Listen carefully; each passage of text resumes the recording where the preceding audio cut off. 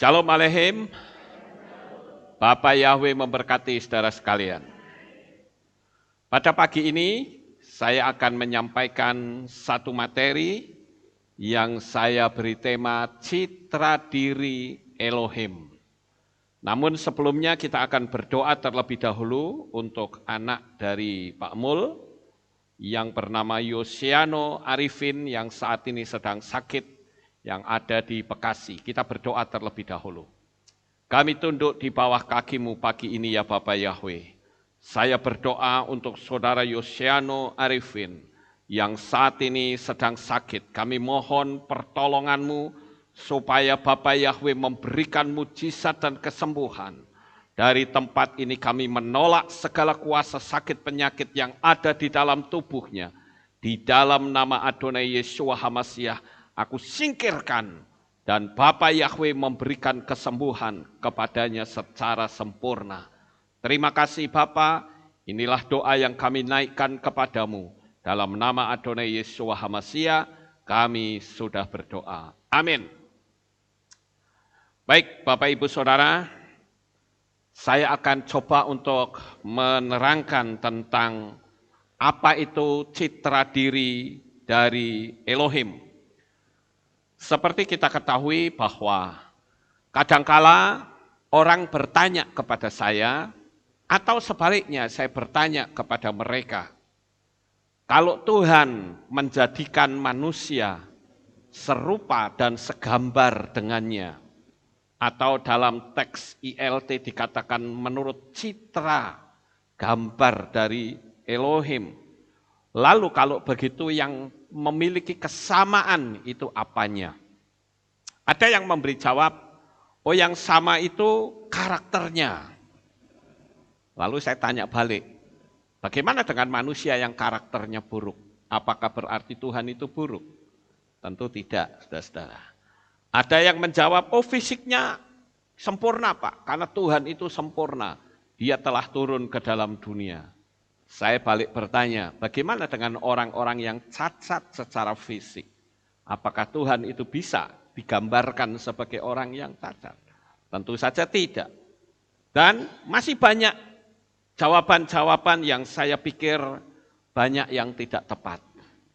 Tapi kembali lagi, ketika kita memahami akan siapa diri kita, ketika kita memahami tentang citra diri sebagai Elohim, maka kita akan menjalani kehidupan ini dengan penuh sukacita, damai, sejahtera, dan selalu ada dalam kemenangan. Itu sebabnya kenapa Rabi Shaul atau Rasul Paulus berkata kepada Timotius, hai engkau Timotius, manusia Elohim. Apa yang disebut dengan manusia Elohim? Wujudnya manusia, tetapi di dalamnya ada energi Tuhan. Jadi saya perlu memberi pengetahuan ini kepada saudara, siapapun saudara yang ada di tempat ini, atau saudara yang ada di berbagai belahan dunia manapun, saya katakan, engkau adalah manusia sempurna, dan di dalam dirimu ada power dari Tuhan yang menguasai hidup saudara. Nah, sekarang Bapak Ibu, kalau begitu yang menjadi kesamaan antara manusia dengan Tuhan, itu apanya? Nah, di situ saya memberikan banyak penjelasan dan ini sering kali saya sampaikan. Saya ingin supaya apa yang saya sampaikan itu betul-betul menyatu di dalam pikiran dan hati kita. Sehingga tidak ada orang yang menjalani hidup ini dengan kekalahan. Ya. Nah, kalau begitu saya perlu memberitahu yang pertama, kita dengan Tuhan itu memiliki kesamaan yaitu tentang kekekalannya. Ketika manusia itu dijadikan Tuhan, diberikan hembusan nafas kehidupan, maka sejak saat itu manusia itu tidak pernah mati, saudara. Kalau dibilang lo buktinya, bapak saya mati, saudara saya mati, Oh betul, tapi itu hanya mati fisiknya saja. Tetapi apakah rohnya mati? Tidak, dia tetap hidup selama-lamanya. Cuman dia hidupnya itu di mana? Apakah di neraka atau di Samayim? Nah, itu yang pertama, kekekalannya. Kesamaan yang kedua, yaitu Tuhan itu memiliki kuasa atas ucapannya. Kalau Bapa Yahweh berkata, jadilah burung-burung di udara, maka burung-burung di udara itu terjadi. Tapi sayangnya oleh manusia dibalik, saudara. Dia berkata begini, nggak usah bicara yang gede-gede, faktanya saja bagaimana. Jadi manusia itu seringkali membuat pola, konsep, hukum, sistemiknya Bapa Yahweh itu menyimpang.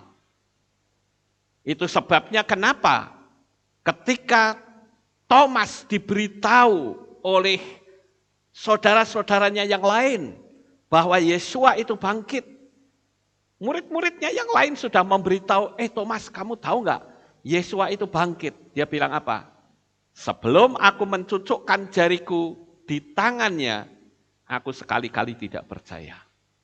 Nah, inilah yang hendak saya sampaikan kepada saudara sekalian, agar supaya kita kembali ke citra diri Elohim. Bahwa ucapan saudara, apapun yang saudara ucapkan, apakah itu baik, apakah itu buruk, itu semua akan terjadi. Jadi jangan sampai ketika kita dalam keadaan hati yang gak nyaman, kita ngomongnya ngaco. Maka yang ngaco itu pun pasti terjadi dalam hidup saudara. Demikian juga sebaliknya. Ketika saudara berbicara tentang iman, saudara berbicara tentang kedahsyatan Tuhan, maka kedahsyatan Bapa Yahweh itu pun terjadi dalam hidup saudara. Nah, itu yang kedua, saudara-saudara. Yang ketiga, yang kedua tadi apa? Ucapannya memiliki kuasa. Yang ketiga adalah Bapa Yahweh atau Tuhan itu adalah pribadi yang senang dipuji. Manusia sama enggak? Sama, manusia pun senang dipuji. Berapa banyak manusia-manusia yang berurusan dengan hukum. Ketika dia sudah mulai melontarkan kata-kata hinaan, pelecehan, atau yang orang luar sana sebutnya hate speech. Ya, berbicara tapi nadanya itu dengki, pahit. Banyak yang berurusan dengan hukum, saudara. Jadi manusia itu juga senang dipuji, itu kesamaannya. Dan yang ketiga, kita harus tahu bahwa Tuhan itu adalah Esa. Kita pun Esa. Si Lukas ini enggak akan ada Lukas kedua. Enggak ada, saudara. Sekalipun sekarang ada teknologi yang namanya cloning. Apakah kalau saya di cloning itu berarti roh saya ikut ke cloningan saya? Tidak. Yang bisa di cloning hanya fisiknya, tapi rohnya dari mana? Enggak ada yang tahu, saudara. Bahkan bisa jadi itu roh setan. Ya, yang masuk ke dalam tubuh manusia cloningan itu sehingga dia bertindak sewenang-wenang. Bisa saja terjadi seperti itu. Sama seperti orang yang kesurupan saja. Kan orang kalau kesurupan kan bisa ngamuk sejadi-jadinya, bisa melakukan tindakan-tindakan yang melawan hukum dan sebagainya. Jadi kalau begitu, saya katakan bahwa manusia itu Esa. Si Lukas ini tidak ada Lukas kedua. Sekalipun Lukas itu di-cloning. Paham ya Bapak Ibu? Nah, sekarang hal yang sangat krusial, sangat penting, sangat yang harus kita mulai pikirkan adalah kenapa kepribadian kita berubah atau tidak sama dengan saat kita masih kecil. Tidak ada kekhawatiran, tidak ada ketakutan, dan hati selalu ceria. Saudara lihat anak-anak kan begitu. Hati mereka ceria. nggak ada rasa takut. Tapi kenapa? Setelah dia menginjak dewasa, dia mulai mengenal adanya rasa takut, mengenal adanya kekhawatiran, mengenal adanya kedengkian, tidak lagi hidup bersukacita, hidupnya penuh dengan kebimbangan. Apa yang terjadi sebetulnya? Nah, ini karena munculnya unsur dari luar. Itulah yang mengubahkan kepribadian manusia menjadi manusia yang punya kepribadian keras. Ada juga yang punya kepribadian penuh dengan kekhawatiran, penuh dengan kecemasan, keraguan. Itulah yang mengubah program asli yang Bapak Yahweh tetapkan di dalam diri manusia. Kalau kita melihat Bapak Ibu dalam teks kitab suci kita, ya, mari kita buka di dalam kitab Bereshit atau Kejadian pasal 1. Ayo kita buka. Bereshit 1.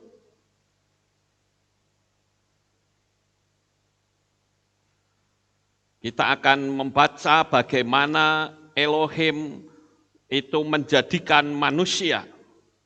Ayatnya yang ke-26.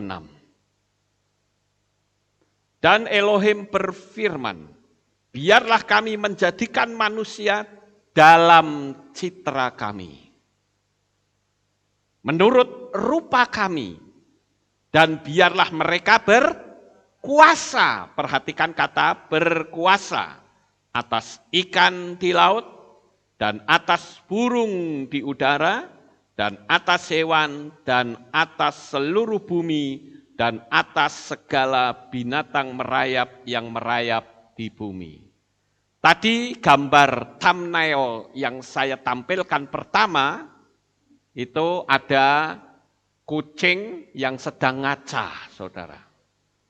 Tetapi pada waktu dia melihat kaca, dia tidak melihat kucing. Tapi yang dia lihat adalah singa. Mungkin ini sebagian orang yang tidak memahami akan pola sistemiknya Tuhan, dianggap ini gambar yang aneh. Mosok ngaca kok munculnya singa, mana bisa kucing ya tetap kucing. Ya. Nah, ini gambar thumbnail kita, saudara-saudara. Tetapi ini sebetulnya adalah citra diri setiap manusia. Jadi tidak ada yang disebut manusia lemah, itu enggak ada, saudara. Sekalipun manusia itu secara fisik itu cacat, tapi tetap tidak bisa disebut manusia lemah. Kalau saudara melihat di YouTube, sekarang banyak sekali orang yang secara fisik tidak lengkap. Kalau dulu yang terkenal kan yang dari Amerika itu Nick Vujicic, ya. Sekarang di Indonesia banyak saudara-saudara. Dan ternyata mereka itu juga punya potensi. Ada yang pandai main gitar, ada yang pandai mereparasi sepeda motor, bahkan ada yang jadi fotografer. Mereka nggak punya tangan, nggak punya kaki, saudara-saudara. Mungkin saudara berpikir kok aneh, ya tapi faktanya bisa. Itu artinya di dalam tubuh manusia itu ada power yang luar biasa. Yang penting manusianya itu tidak mengunci diri. Aku cacat, aku nggak bisa berbuat apa-apa. Bahkan kalau saya boleh katakan, orang-orang yang cacat fisik itu biasanya, kalau orangnya mau belajar, kemampuannya jauh lebih hebat dari orang yang normal. Saya lihat di YouTube ya, ada seorang laki-laki yang cacat, nggak ada kaki, nggak ada tangan, bukan Nick Vujicic ya, tetapi dia bisa apa saja, saudara. Seorang perempuan juga begitu, nggak punya tangan, nggak punya kaki, jadi kayak guling gitu loh. Tapi kakinya dia bisa pakai untuk merias diri, dia bisa ambil makanan, dia bisa setir mobil. Nah, coba kalau saudara disuruh seperti itu, nggak usah pakai tangan, bisa nggak? Kelabahan, saudara. Kakinya untuk pegang sesuatu saja mungkin kram ya. Betul nggak? Coba kalau nggak percaya, saudara berusaha jentik-jentiknya kaki itu dipakai untuk ngambil sesuatu. Kram kaki saudara. Tapi kenapa orang-orang yang secara fisik cacat, bahkan ada yang harus diamputasi. Ya, ada seorang perempuan yang bernama Qian Hongyam Hongqian, itu yang dari China, itu sampai tubuhnya itu pakai bola basket. Ya. Tapi kenapa dia bisa memiliki kemampuan yang luar biasa? Apalagi dia sekarang sudah bertumbuh menjadi seorang wanita dewasa yang cantik, saudara. Itu artinya manusia itu memiliki potensi yang dahsyat. Dan saya beritahu, potensi dahsyat itu ada pada diri saudara masing-masing. Nah, kalau saya lihat dari teks ini, saudara, ini kan Kejadian pasal 1 ayat 26 ya. Ini saya bacakan itu agak kurang kelihatan ya ini. Nah ini, Wayomer Elohim, ya apa itu? Asah ya, Aseh, Adam, besal menu, kitmu tenu. Ini bacanya gitu ya, saudara-saudara. Nah di sini saya garis bawahi kata besal menu. Ini di sini, besal menu. Ada kata sal. Sal itu sama dengan sel manusia. Jadi Bapak Ibu, kalau kita melihat, ini juga ada gambar ya, pion ketika dia ngaca yang muncul apa? Raja. Loh ini aneh saudara. Sekarang yang jadi pertanyaan, kalau saudara ngaca yang kelihatan di kaca itu siapa? Manusia lemahkah? Atau manusia yang berpotensi? Manusia yang hidup kaya raya? Manusia yang memiliki banyak sekali talenta? Atau saudara sebagai manusia yang tak berdaya? Itu yang ada di pikiran saudara. Sekarang saya perlu kasih tahu saudara. Hambatan apapun, apa yang ada di belakang kita, dan apa yang ada di hadapan kita, adalah hal-hal kecil dibanding dengan apa yang ada di dalam diri kita. Maksud enggak?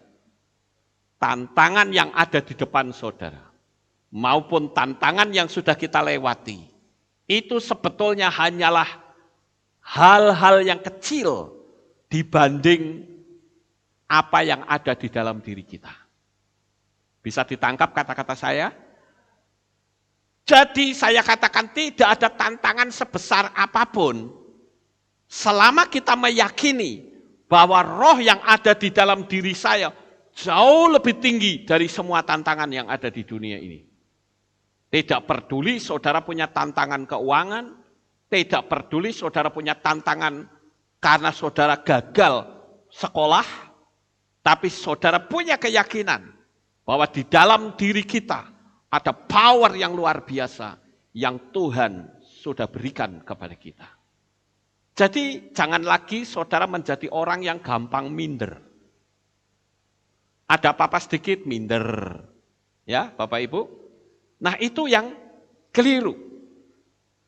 Jadi unsur-unsur yang dari luar inilah yang mengubah kepribadian kita. Apakah manusia itu menjadi orang yang berkepribadian keras? Apakah manusia itu punya kepribadian yang lembut? Apakah manusia itu punya kepribadian yang potensinya besar atau yang leda-lede? Itu semua ada di dalam diri kita. Kitalah yang menciptakannya.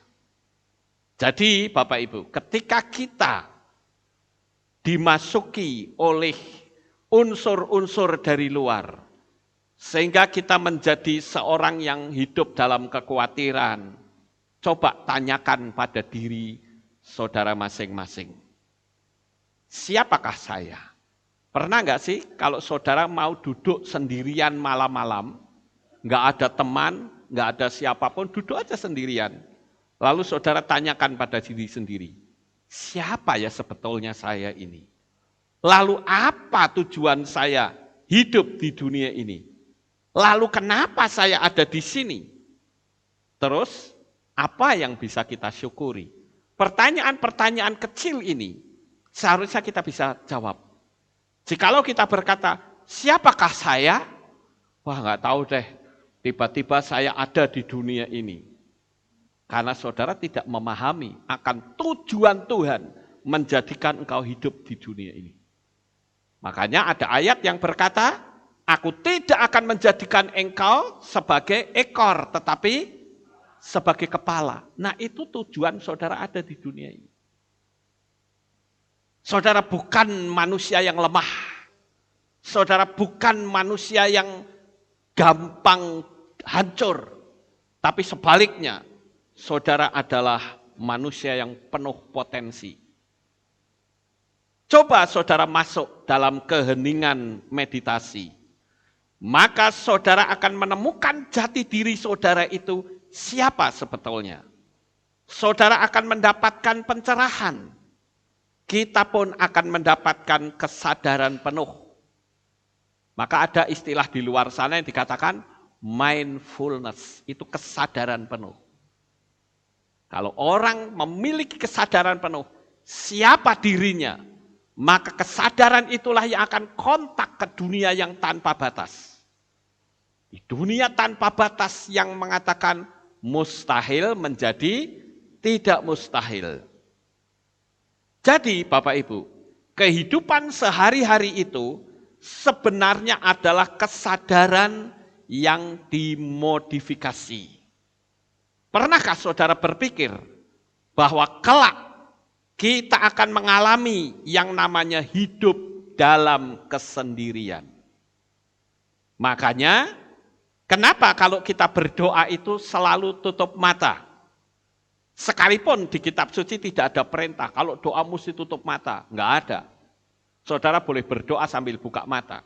Tetapi kenapa kita belajar untuk menutup mata? Karena ketika kita menutup mata, kita tidak bisa melihat orang lain. Yang kita lihat adalah aku hidup sendiri bersama dengan Tuhan, saudara-saudara. Coba juga kita perlu renungkan saat kita tidur. Berapa lama sih kita tidur? Nah, 7-8 jam, tepat sekali. Tetapi kenapa waktu yang begitu lama seolah-olah singkat bagi orang yang tertidur itu? Tahu-tahu, loh kok sudah pagi? Padahal ini kan waktu berjalan lama sekali, saudara. Tapi begitu singkatnya, kita tidak terasa apapun. Inilah saat kita belum ada di dunia ini. Dunia ini sudah jalan, bahkan sudah ribuan tahun. Tapi tiba-tiba kita muncul di masa sekarang. Apakah kita bisa merasakan ribuan tahun yang lalu? Tidak bisa. Tahu-tahu ada aja kita. Sama seperti ketika kita tertidur. Kita enggak ingat apa-apa, saudara. Kita pun tidak terasa apa-apa. Kita tidur jam 10 malam, tahu-tahu jam 6 pagi bangun. Loh, lalu jam 11, 12, 1, 2, 3, 4 itu kan ada banyak peristiwa-peristiwa itu. Tapi kenapa kok kita tidak terasa? Padahal waktunya begitu panjang, 7-8 jam.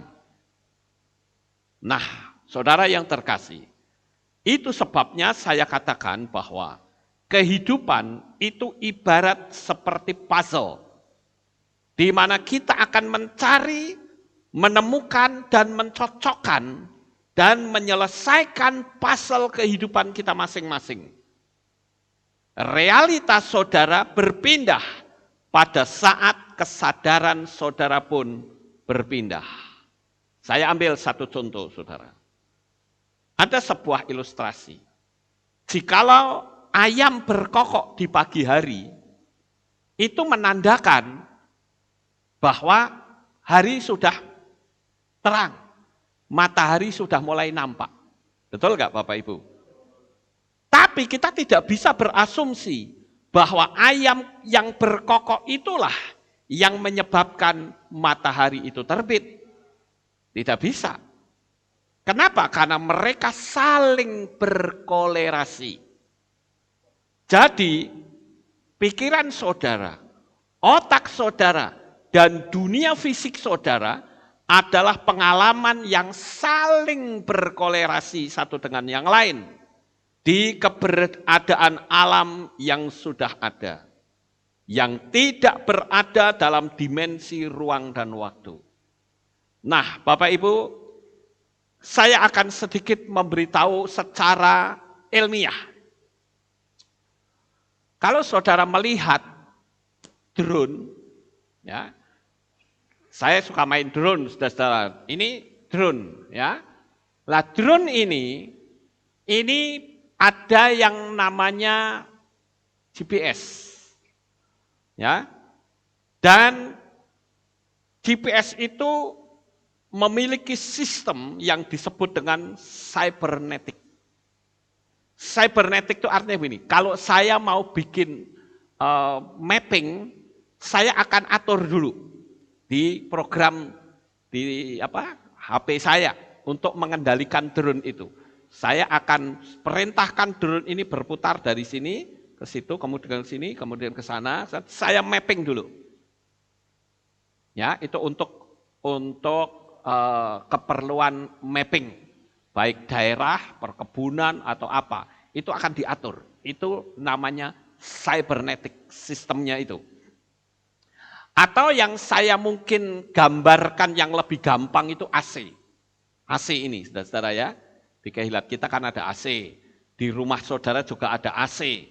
Nah, AC itu ada yang mengatur suhu ruangan.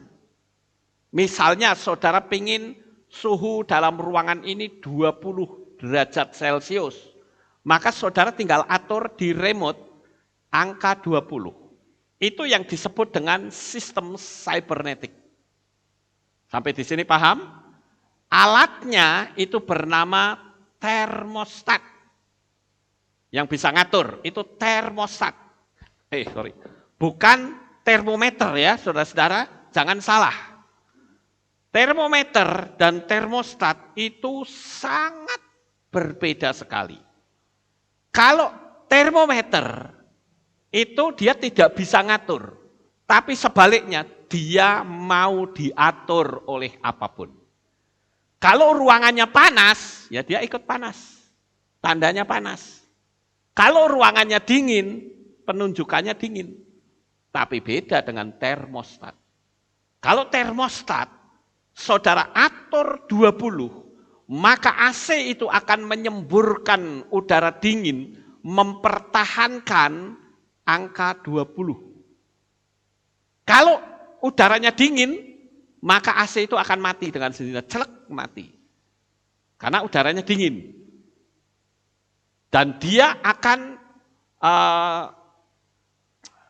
kalau udaranya dingin ya dia akan mati sendiri, sampai dia menghangat kembali. Nanti sampai angka 20 dia hidup lagi. Karena dia akan naik kan, suhunya kalau didiamin kan naik. Suhu ruangannya kan jadi naik. Maka dia akan mengatur tetap di angka 20. Sampai di sini paham Bapak Ibu? Itulah yang disebut dengan termostat. Teknologinya namanya cybernetic. Begitu juga dengan drone ini, saudara-saudara. Drone ini itu juga bisa mengendalikan. Sama seperti yang drone saya punya ini, Mavic Pro. Kalau drone yang tanpa adanya kelengkapan cybernetic, dia kalau kena angin kabur, saudara-saudara. Saya pernah diceritain oleh teman saya dari Bali yang mainan drone, tapi dia nggak punya kelengkapan cybernetic. Sehingga waktu dia nerbangkan drone di pantai, pantai kan anginnya gede, saudara-saudara, kabur nyemplung ke laut. Hilang dah, nggak bisa diambil, saudara-saudara. Tapi beda dengan drone saya punya. Drone ini ya Mavic Pro, saya bisa atur. Artinya apa? Ketika saya terbangkan, begitu ada angin yang besar, dia akan terus mengendalikan drone itu, mengendalikan dirinya sendiri. Dia mungkin bisa saja kabur ke sini, tapi dia akan balik lagi ke sini. Mungkin anginnya ke sana, dia ke sini, tapi dia akan balik lagi. Itu yang dikenal dengan teknologi cybernetic.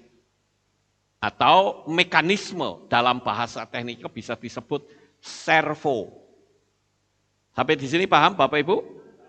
Jadi itu alat untuk mengendalikan dirinya sendiri. Termostat itu juga alat untuk mengendalikan dirinya sendiri. Bukan malah diatur seperti termometer, itu kan diatur. Pesawat juga punya cybernetic, saudara-saudara. Saudara pikir kalau pilot yang mengemudikan pesawat dari Indonesia sampai ke Amerika misalnya, saudara pikir pilotnya itu cuma mentelengin instrumen itu toh? Tidak. Dia bisa saja makan, bisa saja tidur. Kenapa? Karena dia pakai autopilot, saudara-saudara. Tinggal diatur arahnya kemana, nah dia nanti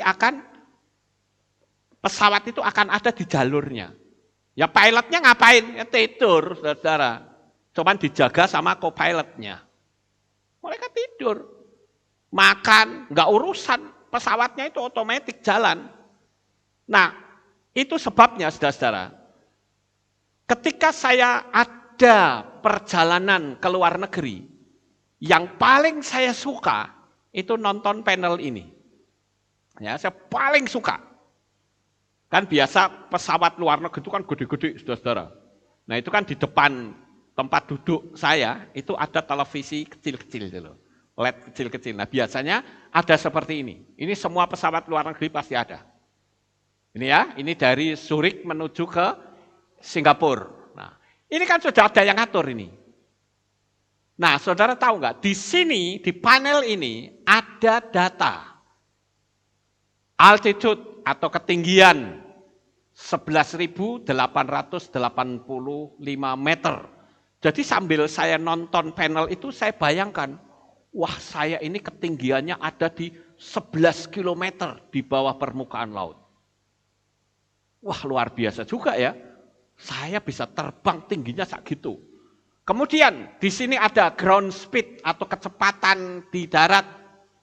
Ternyata pesawat yang terbang itu kecepatannya 976 km per jam. Kecepatannya, saudara-saudara. Buanter banget ya, makanya jarang sekali pesawat yang kecelakaan orangnya hidup tuh jarang. Pasti semuanya mati dengan kecepatan sekian, saudara. Mobil saja kecepatan 100 tabrakan mati, ya kan? Lah ini kecepatannya berapa? 976 km.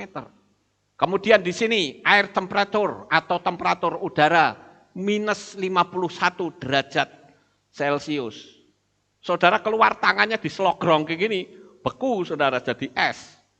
Ya, tapi jelas nggak bisa bukan? Karena kalau pesawat itu ada yang terbuka, itu orang bisa kesedot keluar. Saya pernah membaca satu artikel kisah nyata di majalah Intisari, tapi sudah lama dulu. Ada perjalanan pesawat ya dari jarak jauh, anak-anak itu sedang berlari-lari di bawah, saudara-saudara. Kan kalau pesawat sudah dalam keadaan tenang, kecepatannya konstan gitu di ketinggian yang seperti ini, itu kan ada anak yang keluarin sabuk, kemudian dia lari sana, lari sini gitu ya. Itu ceritanya di tengah kegelapan malam. Ternyata ban pesawat itu meledak, saudara. Bar! Dan itu bawah itu bolong, saudara-saudara. Anak itu kesedot keluar, hilang di tengah kegelapan malam, entah jatuhnya di mana. Saya pernah baca di majalah Intisari. Ibunya itu stres, nyaris gila, saudara. Melihat dengan mata kepala sendiri anaknya itu kesedot masuk ke dalam dan jatuh di tengah kegelapan malam. Entah jatuhnya di mana. Nah, saudara tahu nggak? Kalau kita melihat hal seperti ini, sambil kita duduk, saya bisa menyaksikan posisi pesawat yang saya naikin, itu ada di mana? Ingat ini ada garis ya. Ini garis di mana pesawat sudah kita lewati. Nah biasanya di samping ini itu ada kamera. Biasanya ada kamera yang di bawah pesawat itu, ada yang di atas. Ya, nah itu cukup menarik, saudara-saudara. Saya terus terang senang dengan teknologi ini. Kemudian kita lihat, nah ini didekatkan. Oh, ini sudah mendekati India. Ya, ini kan di sini New Delhi, ya, Moradabad, Kathmandu. Jadi saya berpikir, wah, saya ada di atas India ini ya. Wah, luar biasa sekali. Terus nanti lihat lagi pemandangan yang seperti ini. Ini sudah transit ke Singapura ceritanya. Dari Singapura langsung ke Cengkareng ya, CGK ini Cengkareng, Jakarta. Saya bisa lihat, wow, sekarang saya sudah masuk Indonesia nih. Bentar lagi nyampe gitu. Saya terus terang sangat suka dengan nonton video-video yang seperti itu, Bapak Ibu. Nah, ada hal yang sangat menarik di sini adalah pesawat itu sering mengalami gangguan ketika di udara. Jadi jangan saudara pikir pesawat di udara terus menang enggak, saudara. Itu kadangkala terjadi goncangan itu orang jerit-jerit luar biasa. Ada yang kena turbulence ya. Wah, itu turbulensi istilahnya itu. Itu dari atas enak-enak tuh anjlok ke bawah, saudara. Nah, kalau sudah anjlok ke bawah begini, biasanya itu tas-tas itu pada jatuh, kemudian oksigen juga terbuka, itu paniknya luar biasa orang di dalam. Apalagi kalau pilot sudah ngasih tahu, ya semua pasang oksigen, wah udah. Orang sudah pada berdoa menurut agama kepercayaan masing-masing. Nah, tapi ada hal yang cukup menarik, saudara-saudara. Begitu pesawat itu sudah keluar jalur dari apa yang sudah ditentukan, dia bisa kembali lagi secara otomatis. Makanya disebut dengan cybernetic itu autopilot, saudara-saudara. Dia tidak akan keluar jalur. Tapi kalau sampai autopilotnya itu rusak atau enggak ada hubungan koneksi dengan menara pengawas, dia hilang. Kalau sudah hilang ya sudah, siap-siap saja tunggu berita adanya kematian. Dan biasanya tidak satu orang pun yang bisa hidup. Kalau sampai bisa hidup, itu hanya mujizat saja. Karena kecepatannya sedemikian tinggi, berat gitu. Tapi nggak usah khawatir. Kadangkala saya cerita begini, orang takut, aku nggak mau naik pesawat. Saya kasih tahu, saudara. Kalau pesawat itu celaka, dia jatuh, saudara pikir nanti sakit ketika nabrak, burus muka kita hancur gitu. Enggak, saudara.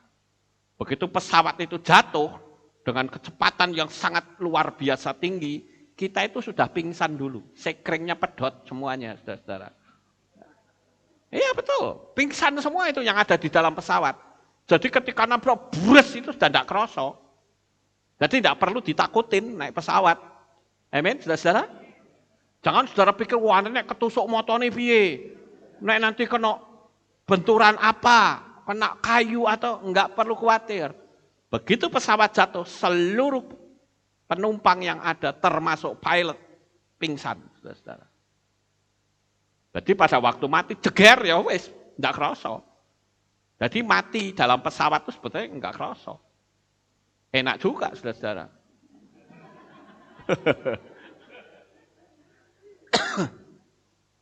Nah, kembali lagi di sini. Sekali lagi, saudara itu memiliki sesuatu yang terkunci di alam pikiran bawah sadar. Itulah yang saya sebut dengan istilah citra diri. Nah, citra diri saudara itu beroperasi sama persis seperti mekanisme autopilot. Persis sama. Cuman karena seringnya gangguan-gangguan dari luar, sering kali autopilot kita berubah. Beda dengan autopilotnya pesawat. Dia dapat goncangan seperti apa, dia akan selalu kembali. Kecuali ada mesin mati misalnya, lah itu sudah di luar. Ya.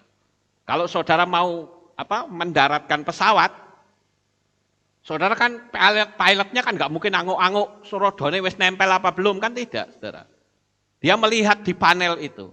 Nah biasanya kalau sudah mendekati itu ada suara.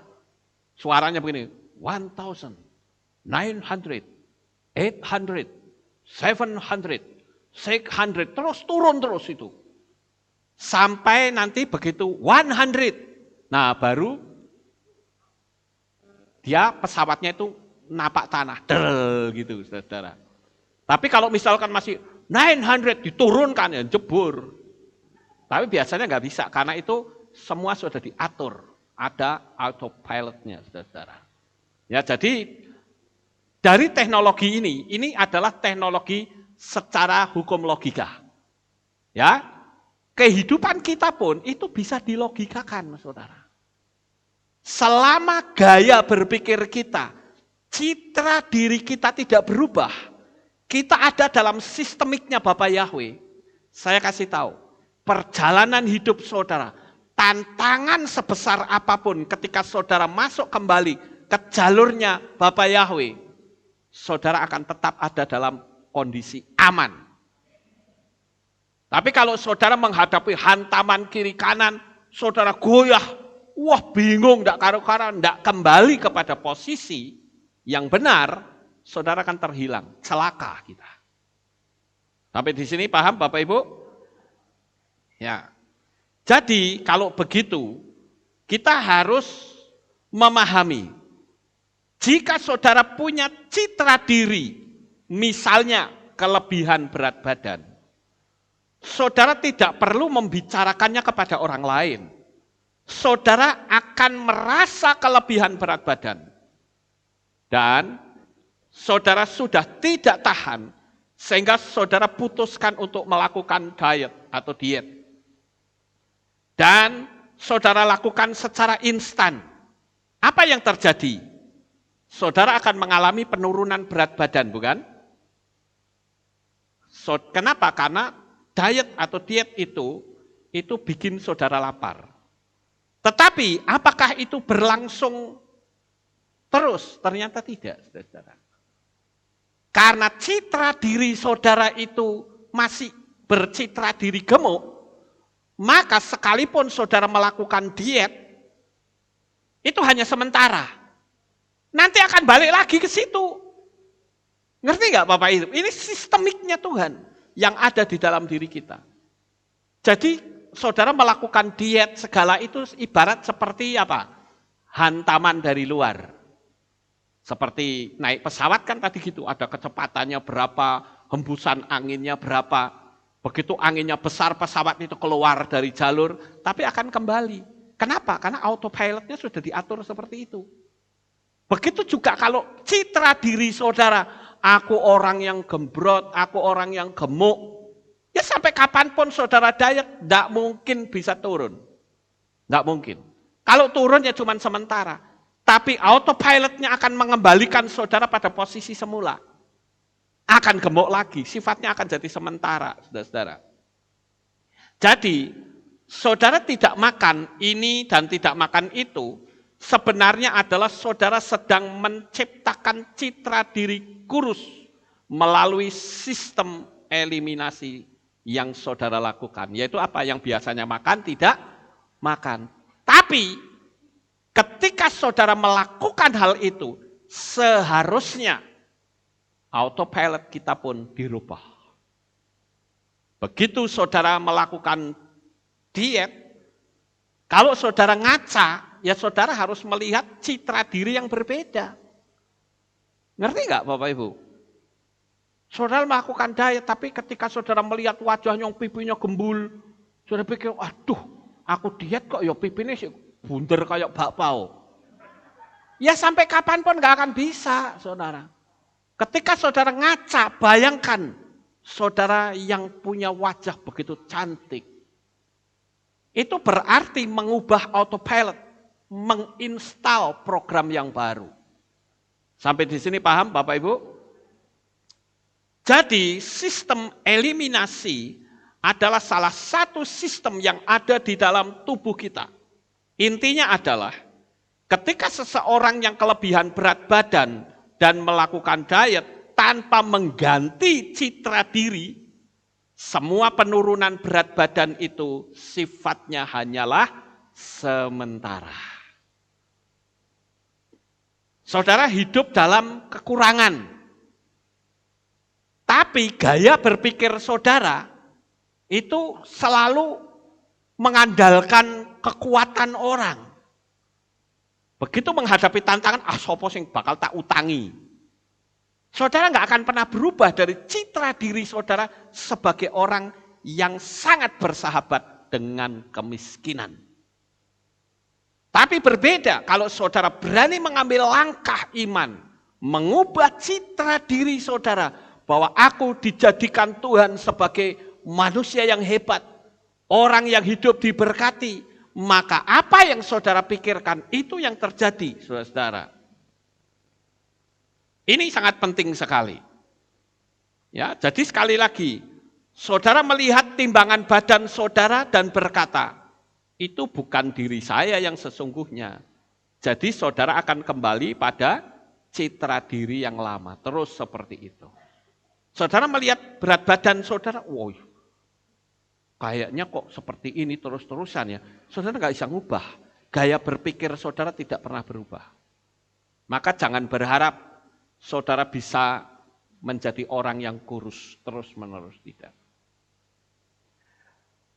Makanya ada pepatah yang berkata begini, nek wis watak, kuwi ora iso dirubah. Kalau sudah karakter tidak bisa dirubah. Siapa bilang?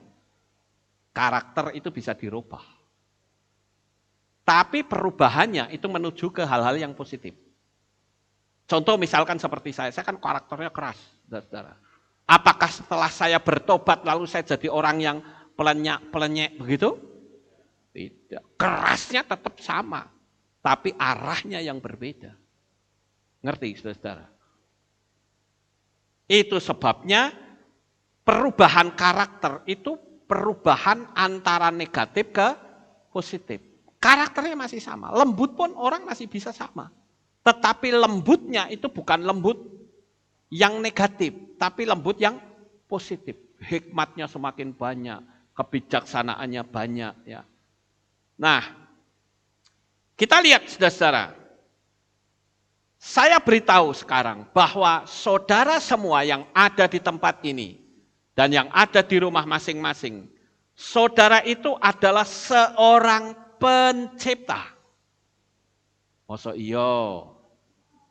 Ya karena saudara nggak mengaminkan. Kalau saya akan berkata, amin, saya pencipta. Pencipta sejarah. Ya. Jadi saudara itu punya daya cipta yang sama dengan Tuhan. Itu sebabnya saudara dikatakan sebagai makhluk hidup yang sama persis dengan Tuhan. Tidak heran ketika Rabi Shaul atau Rasul Paulus ngomong sama Timotius, dia bilang, hai engkau manusia Elohim. Manusia ilahi. Tubuhnya manusia tapi dalamnya ada kekuatan Tuhan. Ketika apa kekuatan Tuhan itu muncul? Ketika menghadapi tantangan. Sama seperti saya mengumpamakan sebuah film yang badannya gede itu film Hulk, saudara-saudara. Pernah nonton enggak? Raksasa hijau. Orangnya kan kerempeng itu. Tapi begitu mendapatkan tekanan yang hebat, langsung badannya gede, bajunya pada robek. Cuman sayangnya ketika dia kembali kecil, kok sudah ada bajunya lagi ya. Namanya juga film, saudara. Harusnya kan dia cari baju gitu ya. Ini enggak tahu-tahu sudah ada bajunya lagi, saudara. Ya namanya juga film. Tapi di situ saya bisa mengambil kesimpulan bahwa ketika tokohnya ini mengalami tekanan, energi raksasa hijau itu bangkit. Ya. Makanya ada bukunya Anthony Robbins itu yang memberitahu membangkitkan raksasa yang ada di dalam diri kita. Jadi dalam diri kita itu ada raksasa yang hebat. Tapi raksasanya sedang tidur. Kenapa kok tidur? Karena kita dihantam terus. dari luar. Dan kita menyetujui hal itu. Gitu loh. Nah, citra diri sang anak adalah instrumen cybernetik. Itulah faktanya. Itulah sebabnya kalau orang tua sering berkata, cari uang itu susah nak, cari uang itu susah. Kalau makan jangan dicek-cek ya. Papa cari uang itu susah. Kata-kata itu masuk saudara-saudara ke alam bawah sadar anak. Sekalipun mungkin anaknya itu enggak terlalu memperhatikan, itulah yang disebut dengan subliminal. Dia masuk ke alam bawah sadar kita. Begitu dia masuk, perjalanan hidup anak itu pasti sulit. Makanya ada artikel dari Robert T. Kiyosaki yang menceritakan ayah kaya dan ayah miskin. Ayah miskin selalu mendoktrin, hati-hati ya, kamu itu susah cari uang begini-begini. Sementara ayah kaya, glondroti terus. Saudara. Saya dulu pernah berpikir begini, waktu saya masih kecil.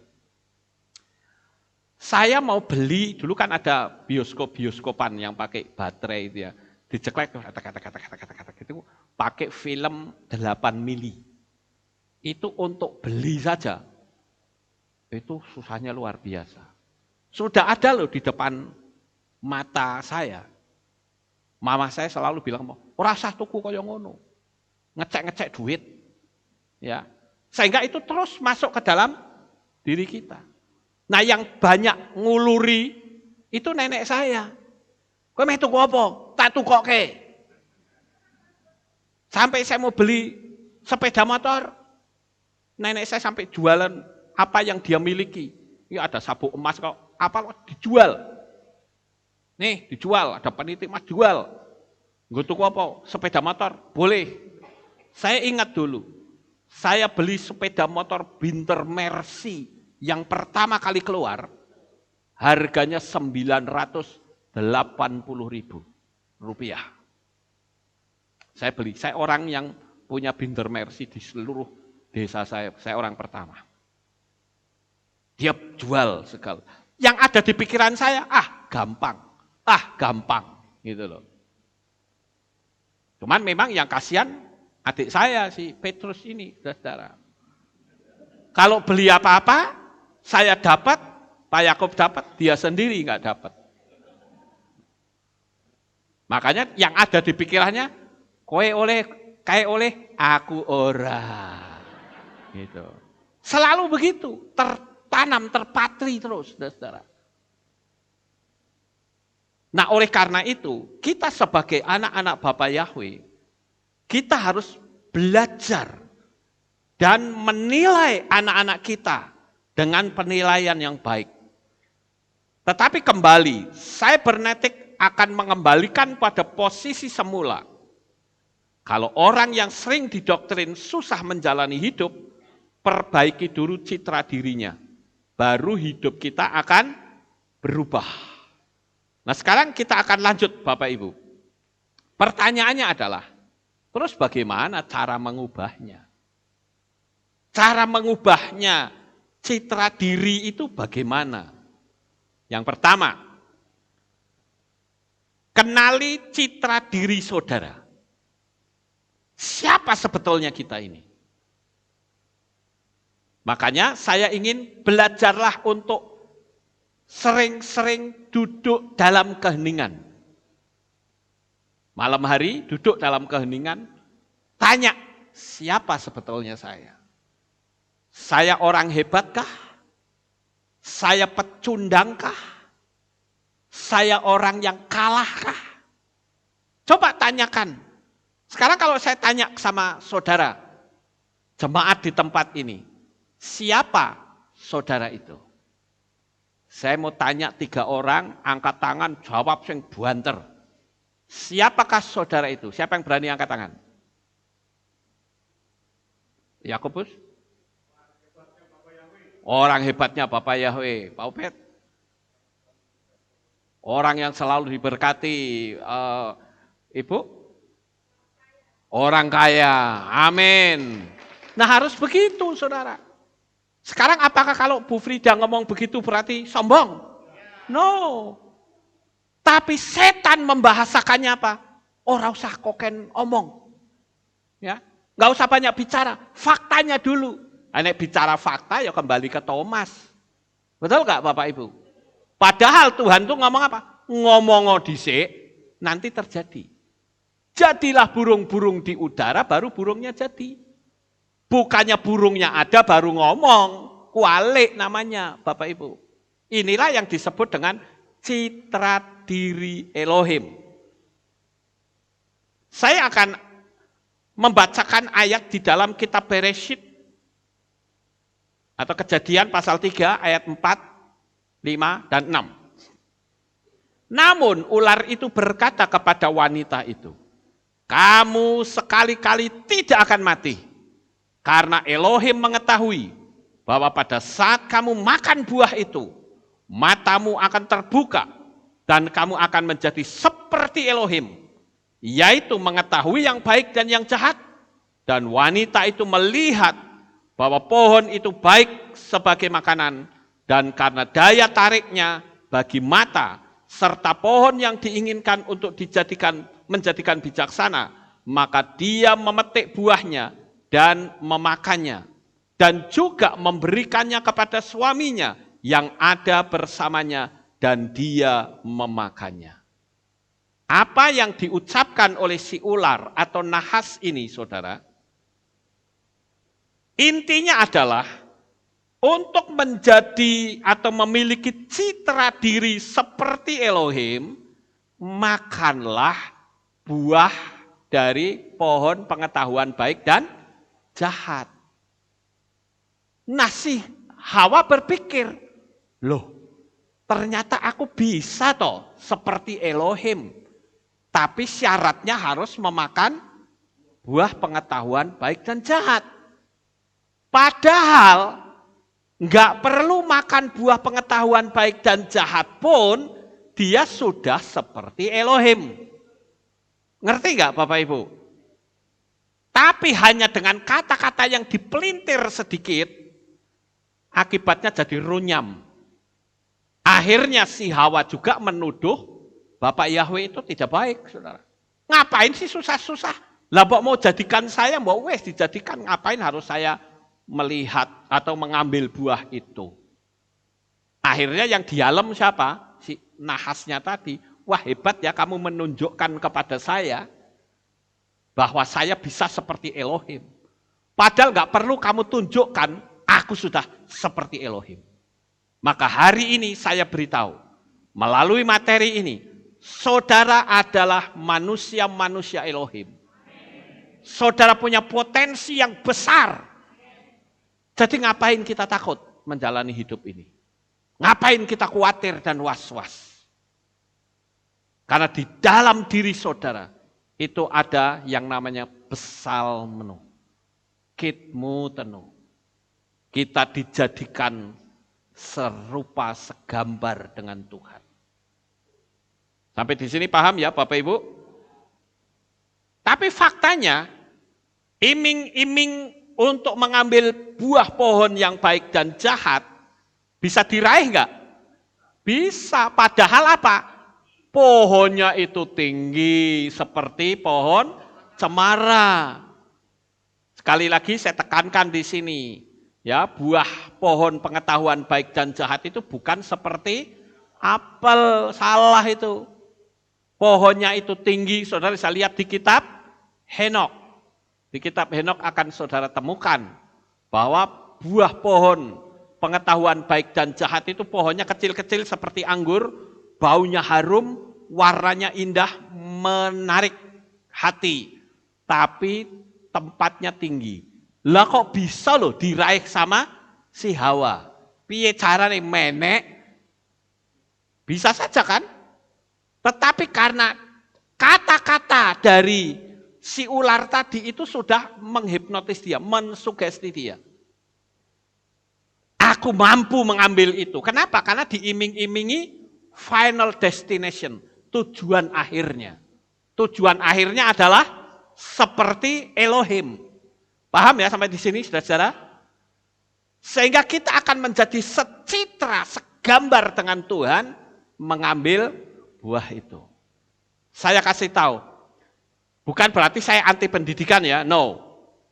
Sekalipun saudara mungkin pendidikannya rendah, sekalipun saudara mungkin mau masuk universitas gagal, itu bukan akhir dari kehidupanmu.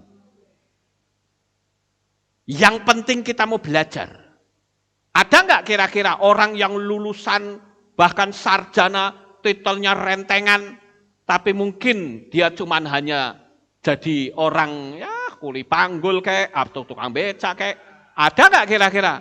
Ada banyak bahkan saudara-saudara.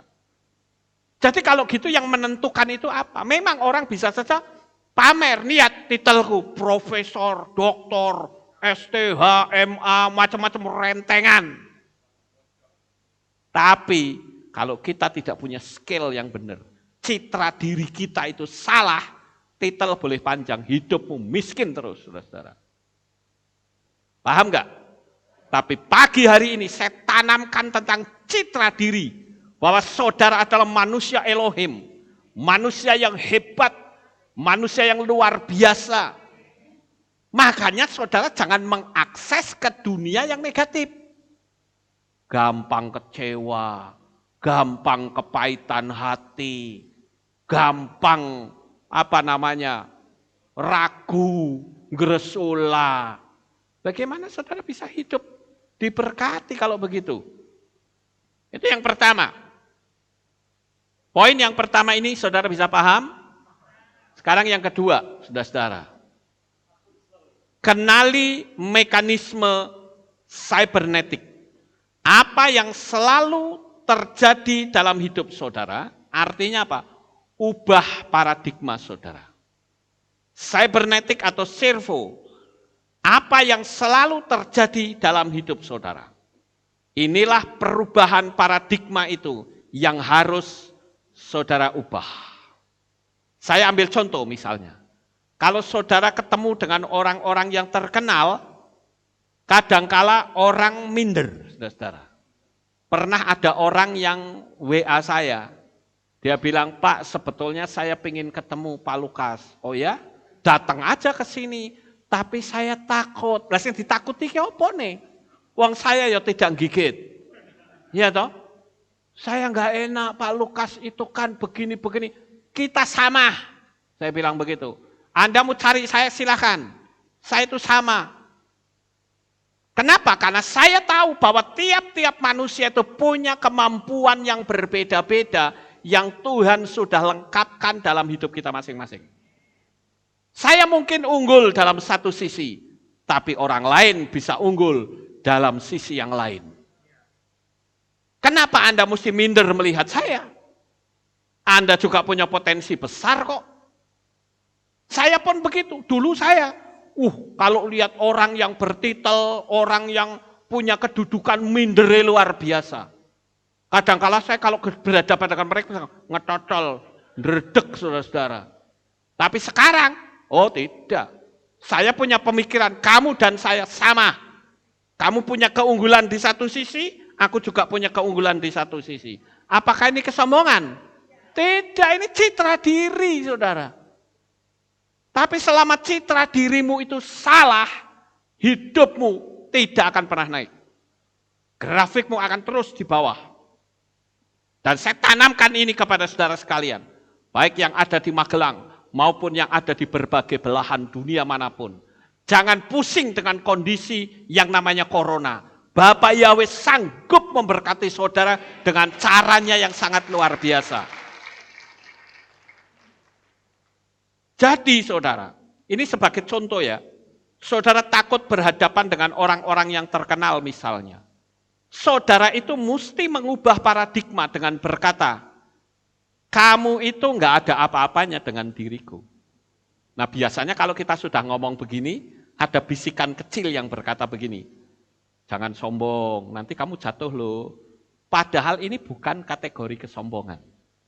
Tapi ini adalah memperbaiki citra diri. Paham Bapak Ibu? Orang yang sombong itu artinya orang yang meremehkan orang lain dan tidak mau ketemu dengan mereka. Ini adalah membangkitkan diri sendiri. Kalau orang, saya cerita tentang hal-hal yang sifatnya supranatural, belum apa-apa sudah dibantah, saya langsung diam. Saya nggak akan lanjut. Karena firman Tuhan mengajarkan supaya kita jangan melempar mutiara ke mulut babi. Saya tidak akan lanjut, saudara-saudara. Ada orang yang hidupnya susah, saya ajari tentang alam supranatural. Belum apa-apa dia sudah menapis, saya langsung diam. Ya sudah, kita ganti topik pembicaraan. Dalam hati saya, ya kamu maunya seperti, ya silahkan lanjut. Tapi berbeda. Kalau orang bilang, oh ya coba saya ingin belajar Pak. Saya ajari semampu saya bisa. Tapi kalau saudara sudah belum apa-apa sudah menganggap, ini rekayasa ini itu, ya sudah cukup. Saya bilang stop, saya nggak akan lanjut. Saya nggak mau capek, saudara. Memberitahukan tapi ditolak. Berarti apa? Nothing, nggak ada apa-apanya, hilang. Ya. Saya capek, toh ibarat seperti saya menabur berada di tanah yang berbatu. Jadi benih itu tidak akan bisa bertumbuh karena keras. Dia punya prinsip sendiri. Tapi saya mengajarkan itu dengan prinsip yang ada dalam kitab suci. Nah, inilah yang orang sering sebut dengan istilah mental block. Disinilah diperlukan energi saat saudara mengafirmasikan keberanian diri saudara. Biasanya orang-orang sombong itu menolak kita untuk menjatuhkan mental kita, menganggap kita itu sebagai orang yang rendah di matanya. Saudara jangan marah, tapi jangan pula saudara menyetujui, jangan pula minder. Tapi saudara katakan, kamu tidak tahu apa yang ada di dalam diriku. Potensiku besar. Ya. Aku punya kehebatan, kemampuanku sendiri. Nah, ucapan itu yang akan membypass kesuksesanmu akan tetap berada dalam posisi yang sama. Tapi ketika orang melecehkan kamu, orang menghina kita, lalu kita menyetujui, ya selesai sudah. Kita tidak berada lagi di jalur cybernetik. Kita tidak berada di termostat. Tetapi kita ada di termometer, mau diatur, saudara-saudara. Tapi kita punya prinsip bahwa di dalam hidup kita, itu adalah kita manusia yang punya potensi yang sangat besar. Amin. Ya karena Tuhan sendiri loh yang ngomong. Ya kalau Tuhan tidak ngomong, mana saya berani ngomong begini. Enggak berani, saudara-saudara. Itu yang kedua. Sekarang yang ketiga. Ya, kalau kita lihat di sini, ini ada dua gambar, saudara-saudara. Yang satunya ini boneka. Ini kan boneka, benar nggak? Jangan saudara bilang ini manusia loh, ini boneka. Saudara. Tapi yang di sini manusia. Nah, enggak tahu namanya siapa ini. Tapi saya membaca sebuah artikel yang ada di bawahnya. Banyak perempuan-perempuan yang iri dengan laki-laki ini. Kenapa?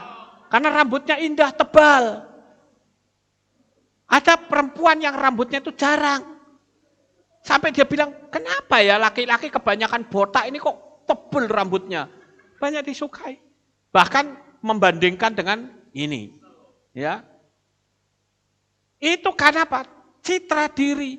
Aku sudah mulai botak seperti ini. Tapi kalau kita ya seperti kemarin saya ditunjukin video sama adik saya. Orang wah ganteng, saudara.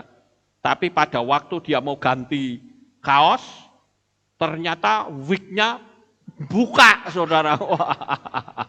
Waktu wignya buka, ketok botaknya, saudara. Melontos sampai ke bawah. Udah gitu, nggak mau nutup lagi, jadi nggak berdiri begini, saudara. Jadi, kenapa kita menjadi orang yang minder? Nggak perlu minder. Kalau saya rambutnya sudah sepertinya, sudah, saya terima saja apa adanya. Paling-paling saya bisa menghibur diri dengan berkata, nunggu putih seperti ini nih puluhan tahun lamanya. Saudara mau bikin rambutnya putih seperti ini pun nggak bisa. Ya. Jadi kita perlu belajar seperti itu. Sekarang yang ketiga. Yang ketiga, bersyukurlah karena saudara sudah tahu jalan suksesmu. Sekali lagi, bersyukurlah kalau saudara sekarang sudah tahu jalan kesuksesanmu. Sukses itu macam-macam ya saudara. Artinya saudara harus bersyukur. Coba saya ajak saudara, hari ini terserah nanti saudara mau lakukan jam berapa, duduklah seorang diri tanpa ada orang lain dan katakan, Tuhan, aku bersyukur. Aku sudah mengetahui kesuksesanku. Amin. Saudara sukses menjadi apa? Sukses menjadi orang kaya. Boleh nggak ngomong begitu? Boleh. Nah, biasanya kalau saya ngomong begini, orang selalu bilang, wah materialistis. Loh saya mau tanya, kalau nggak materialistis terus apa? Manusia itu butuh materi loh. Ada orang yang bilang, kekayaan tidak bisa membeli cinta. Tapi saya justru mengatakan, lebih parah orang yang punya cinta tapi tidak punya kekayaan. Parah banget itu saudara. Jadi saya katakan, kita sebagai anak-anak Bapak Yahweh berhak untuk saudara sukses dalam kekayaan. Saudara sukses dalam kepandaian. Saudara juga bisa sukses memiliki tubuh yang langsing. Saudara juga bisa sukses memiliki banyak sahabat yang baik. Saudara juga bisa sukses menjadi orang sehat. Saudara juga sukses menjadi orang yang baik. Ya, saudara juga bisa sukses memiliki hati yang mudah tersentuh. Jadi kesuksesan itu tidak selalu berorientasi pada materi. Saudara bisa sukses, hati saudara mudah disentuh orang. Atau saudara gampang tersentuh orang, itu juga sebuah kesuksesan tersendiri. Saudara bisa memberikan nasihat kepada orang lain, itu juga kesuksesan sendiri. Loh kalau dibilang, apakah saya bisa menghadapi jemaat yang sedemikian banyak? Enggak bisa saudara. Saya akan terus berada dalam keminderan karena sekolah saya gagal.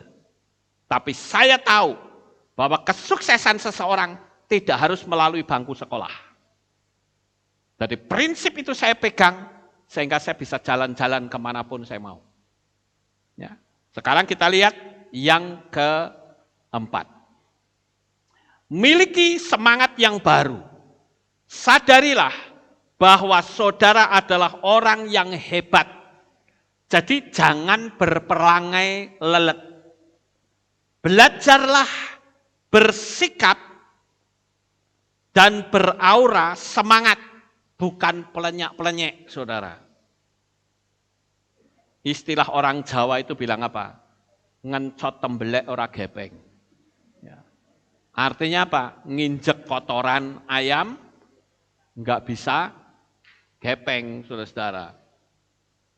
Jadi saya perlu kasih tahu, sepandai apapun, baik kata-kata saya perhatikan, sepandai apapun, jikalau body language saudara adalah body language seorang yang minder, nggak akan berhasil. Saya kalau lihat ada orang, ya kadangkala lucu, saudara-saudara. Misalnya orang jabat tangan itu tangan saya kan ditarik mau dicium, tak tarik lagi. Nggak boleh seperti itu. Terus kalau misalkan saya sedang duduk, orang mau lewat itu ngomong aja permisi ya, kan lebih enak. Harus gini. Ngapain harus seperti itu, saudara? Nggak perlu. Jalan aja, bilang saya permisi sudah cukup, saudara. Jadi yang terpenting di sini, kita harus punya gambar diri. Juga punya body language. Sekalipun mungkin sekolah saudara rendah, jangan saudara bilang, oh iya, ya. Lemes banget saudara. Jadilah orang yang terengginas. Tahu terengginas? Orang Magelang ngerti ya? Terengginas gitu. Semangat apa toh namanya? Nih di Indonesia kayak terengginas itu apa? Wah pokoknya semangat dah. Ya. Jadi bukan loyo jalannya pun ya tunuk bagaimana saudara? Sekarang angkat wajah saudara. Lihat bahwa engkau adalah manusia dijadikan Tuhan sebagai manusia yang hebat. Manusia yang luar biasa. Dan saya katakan engkau adalah orang-orang yang dijadikan Tuhan untuk menjadi pencetak sejarah. Sukses besar untuk saudara. Bapak Yahweh memberkati. Haleluya. Kita tunduk kepala dan kita akan berdoa. Kami mengucapkan terima kasih dan syukur kepadamu ya Bapa. Pagi hari ini kami bersama-sama telah mendengarkan renungan firman. Biarlah kami mulai saat ini memiliki citra diri yang hebat. Bukan seseorang yang tertindas oleh dunia ini. Tetapi sebaliknya, dunialah yang kami kuasai. Terima kasih ya Tuhan, meteraikan firman ini di dalam hati seluruh umat-umat-Mu. Di dalam nama Adonai Yeshua HaMashiach, Juru Selamat kami yang ajaib dan maha kuasa, kami sudah berdoa dan mengucap syukur. Semua yang percaya berkata, amin. Kita akan dengar pengumuman Bapak Ibu. Shalom, kita berjumpa kembali dalam Aleph Tau Breaking News. Berikut akan kami sampaikan pengumuman untuk minggu ini. Info 7 Hari Raya. Hadirilah Hari Raya yang ditetapkan oleh Bapa Yahweh. Hari Raya Shavuot yang akan dilaksanakan pada hari Minggu 16 Mei 2021 pukul 5 sore dengan tema Berjalanlah dalam Torah Yahweh, bersukalah dalam kebaikannya. Ibadah Minggu pagi digabung sore. Info multimedia. Bagi Bapak atau Ibu dan Saudara yang rindu melayani di bidang multimedia, LCD, kameramen, editor dan live streaming, dapat menghubungi Saudari Welly dengan nomor 0882 2533 9832. Demikianlah pengumuman untuk minggu ini. Sukacita berlimpah dan sukses besar untuk saudara. Bapak Yahweh memberkati. Ya, itulah pengumumannya. Dan sekali lagi saya tekankan, saya tegaskan bahwa untuk minggu depan, tanggal 16, ibadah kita di sore hari. Ya Bapak Ibu, jangan lupa ya. Sekali lagi, minggu depan tidak ada ibadah pagi. Adanya ibadah sore. Jadi jangan saudara datang ke sini sepi, nggak ada apa-apa ya.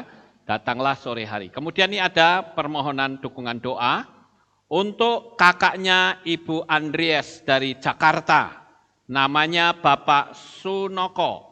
Didiagnosa paru-parunya bocor, kelainan jantung dan hipertensi karena dokter sudah angkat tangan. Kita doakan supaya Bapak Yahweh memberikan kesembuhan secara sempurna untuk Bapak Sunoko. Kita akan akhiri dan kita akan langsung berdoa. Mari kita bangkit berdiri, kita tutup di dalam doa. Kami tunduk di bawah kaki-Mu pada saat pagi hari ini ya Bapak Yahweh. Sebelum kami mengakhiri ibadah ini dan pulang ke rumah kami masing-masing, saya berdoa secara khusus untuk Bapak Sunoko yang saat ini mengalami gangguan dalam tubuhnya, yaitu paru-paru yang bocor, kelainan jantung dan hipertensi. Dari tempat ini bersama-sama dengan seluruh umat-umat Bapak Yahweh, saya berdoa di dalam nama Bapak Yahweh, dalam nama Adonai Yeshua HaMashiach dan di dalam Roh Kudus. Terjamahlah Bapak Sunoko saat ini. Paru-parunya pulih seperti sedia kala. Hipertensinya pulih seperti sedia kala. begitu juga dengan jantungnya. Semua pulih dengan sempurna. Dan Bapak Sunoko bisa pulang kembali, bisa beraktivitas seperti sedia kala. Terima kasih Bapak. Terjadilah kesembuhan saat ini.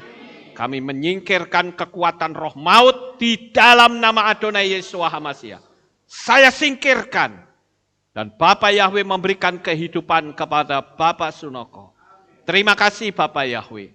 Kami juga berdoa, bertindak selaku imam. Jikalau Bapak Sunoko ada kesalahan, kekeliruan dan dosa, mohonkan pengampunan daripadamu Tuhan.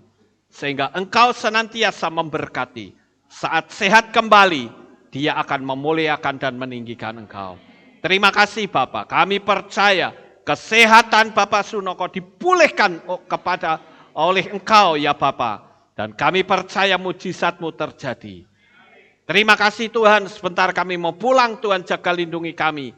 Sampai di rumah dengan selamat. Pertemukan kembali pada jam-jam ibadah mendatang di dalam ikatan tali kasih-Mu. Terima kasih ya Tuhan, inilah doa syukur yang kami naikkan di dalam nama Adonai Yesus HaMashiach. Kami sudah berdoa dan mengucap syukur. Mari kita angkat tangan kita dan kita akan menerima berkat Kohanim. Haleluya. Yevarechecha Yahweh wa yismereka.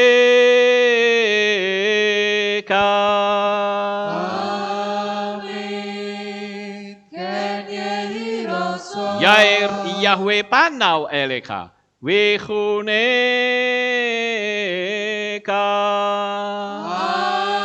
Amin. Ken yehi raso. Yesa Yahweh panau eleka. Wayashem lecha shalom. Amin. Ken yehi raso. Baruk atabair ufaruk atabasadeh. Engkau akan diberkati di kota dan kau akan diberkati di ladang. Amin. Baruk peripitne kau friatmat ka ufri fahem teka shekar ala peka wa esterot soneka. Diberkatilah buah kandunganmu, diberkati hasil bumimu, diberkati hasil ternakmu, anak-anak lembumu dan anak-anak dombamu. Amin. Baruk tan akau misyarteka, diberkatilah pakulmu dan tempat adonanmu. Amin. Baruk ata boboy, kau faruk ata berseteka, dan kau akan diberkati pada waktu kau masuk, dan kau akan diberkati pada waktu kau keluar. Amin. Baruk ata Yahweh Elohenu melek haolam, besiem Yeshua HaMashiach Ruach HaKodes kile olam vaed. Kami sudah berdoa dan mengucap syukur. Haleluya.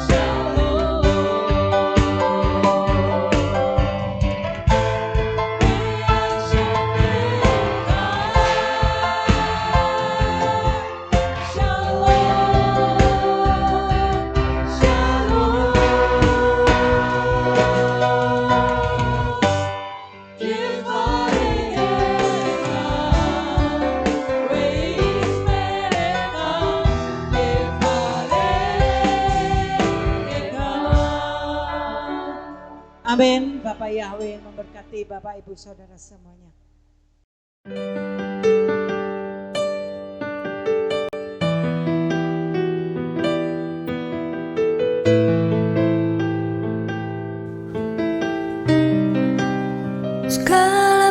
pujian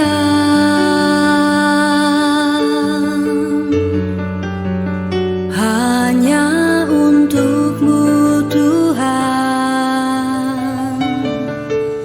segala kehormatan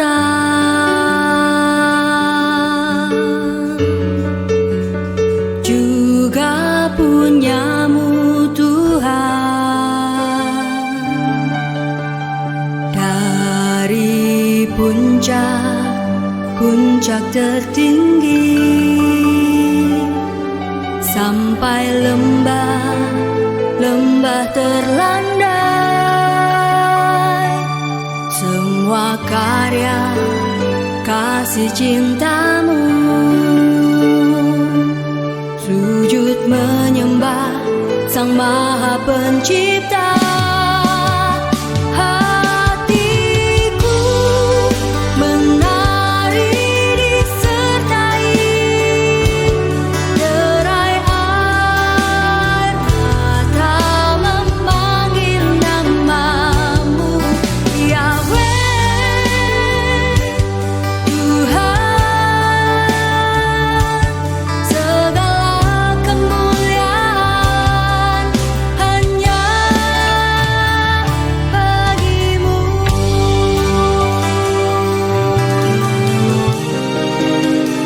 Engkaulah sumber segala pengharapan,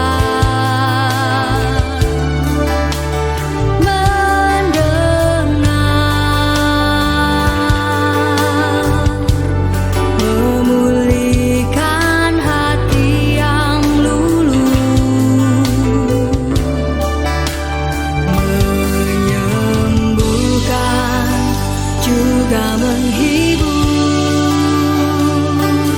Engkau lara menjadi bahagia